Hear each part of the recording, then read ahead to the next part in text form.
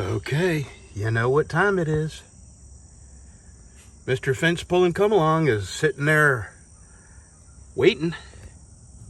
So this is, you know what, the last 100 feet. That is 500 feet of fence to that pole.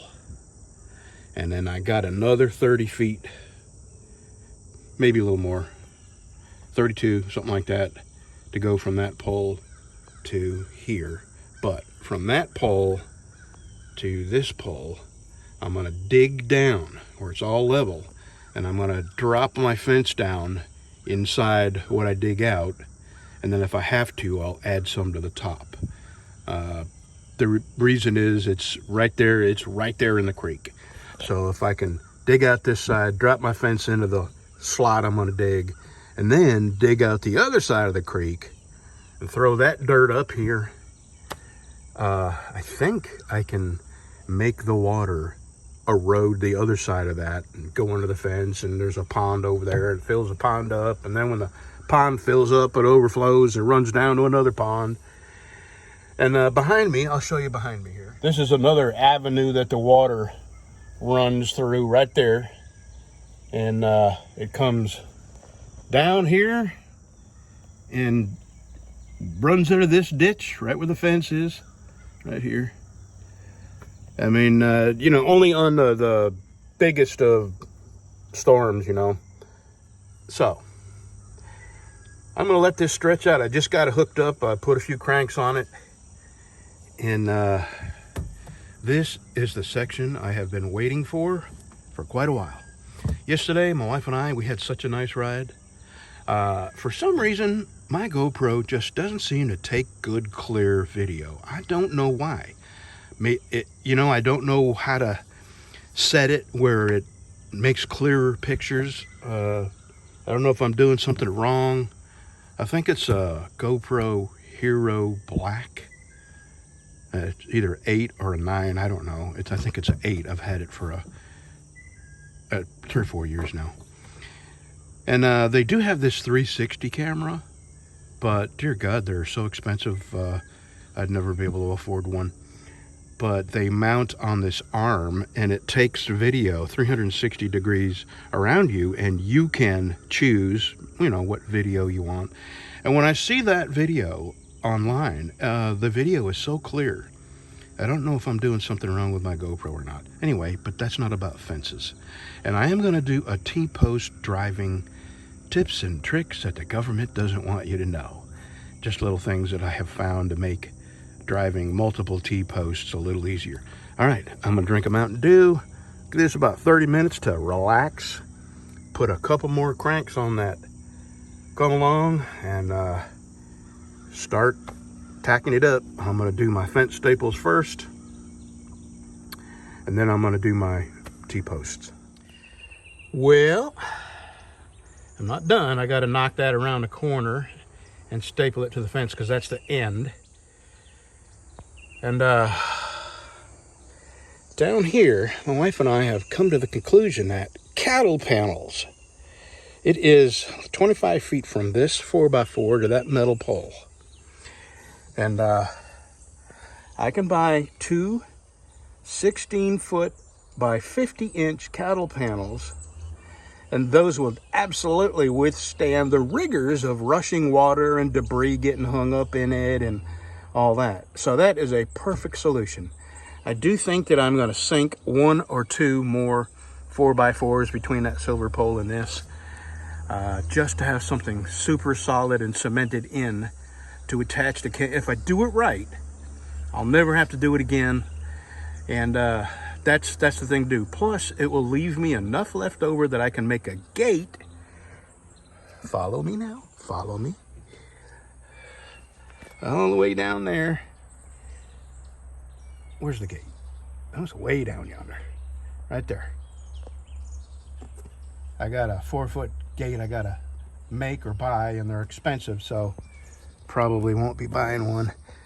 So I'm gonna take a short break, and then I'm gonna take my fence stretcher apart, get the fence out of there, put my come along and chains away. And then I'm going to take a long break, and I'm going to go to Tractor Supply and get those cattle panels.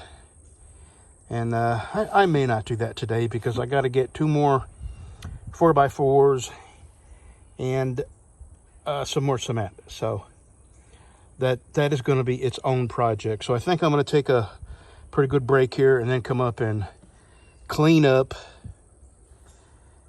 And I do have a couple of 45s on some of the posts that I got to go staple a fence to because something's already been trying to push in, and I want to attach it to those 45s just to reduce the possibilities. Probably an armadillo. They're the only ones that around here. The only things that can't hop the fence or climb the fence are the armadillos, and we don't want them in the yard because they destroy the yard. Okay, so we'll be back in a little bit, and I'll give you a final tour of 500, right to there, 500 feet of fence that I've put up. Now, I've got 600 feet of total fence from that corner to the other corner, 620 or something like that. But I have put up 500 feet of fence myself to this ball. All right, let's go get a Mountain Dew and take a break. All right, I am in the corner of my yard, furthest most southwest corner. That's west, this is south. And I'm going to show you from one end to the other, not walking, but driving the whole fence. Here we go. Altogether, the fence I put up is 500 feet, and altogether I have about 630 total feet of fence line. It's a little rough on this end. Here we go. Here's where I started.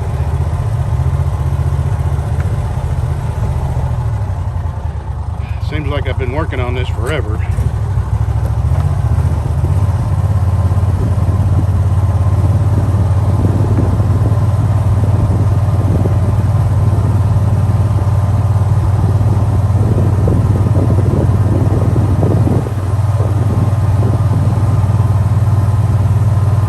This has a gate. I just opened it for this, but we generally keep it shut. And I have fence at the bottom edge of the gate where it's just that far off the ground where nothing can get under it.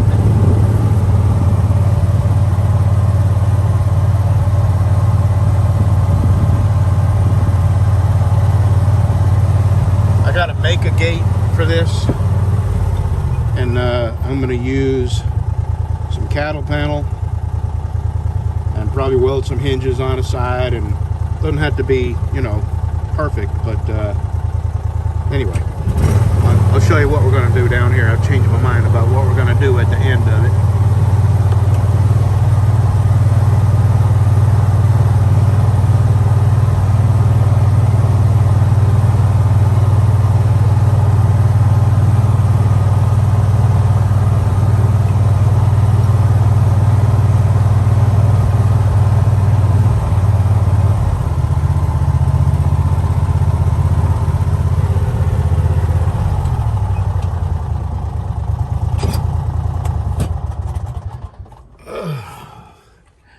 I am going to use cattle panels, but I'm not going to sink more 4x4s. What I'm going to do is sink probably 1, 2, 3, 4 more really tall 7.5 foot T-posts.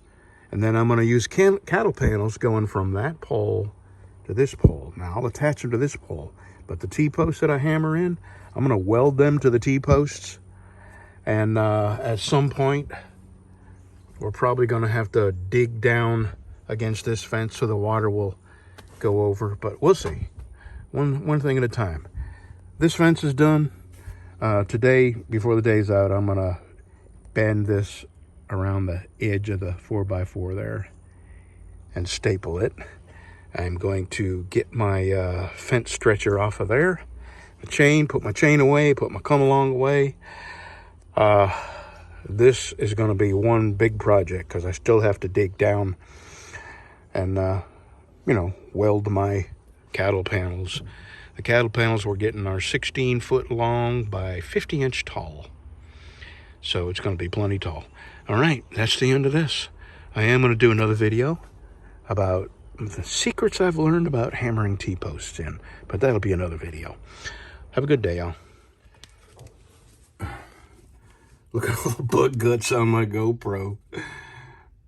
Well, I have, right now on my motorcycle, I have my summer windshield on. And when I put my winter windshield on, this will be behind the windshield. So it will have far less wind noise and no bugs. Still waiting.